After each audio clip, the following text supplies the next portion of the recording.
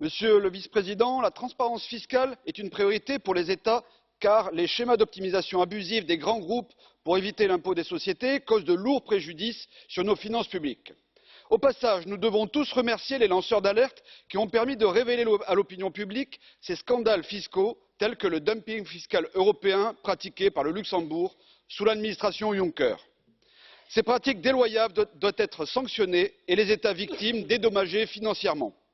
L'initiative de la Commission de rendre obligatoire la publication par les grands groupes de leurs informations financières sensibles ventilées pays par pays est une bonne chose. Toutefois, dans la guerre économique mondiale, cette transparence européenne pose un vrai problème d'asymétrie de l'information pour nos entreprises face à leurs concurrents internationaux. En effet, une société américaine ou chinoise qui n'a pas de succursale ou de filiale en Europe, mais qui exporte vers l'Union européenne ou souhaite s'y implanter, disposera d'un grand nombre d'informations sur l'activité économique pays par pays de ses concurrentes. Mais avec cette mesure de reporting pays par pays, il est impératif de combiner à la fois transparence et confidentialité des informations économiques sensibles.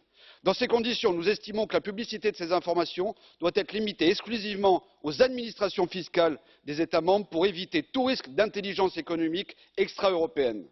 Ainsi, avec ce principe de précaution, l'objectif fiscal des États sera atteint, mais les intérêts de nos grands groupes européens seront préservés de la concurrence mondialiste.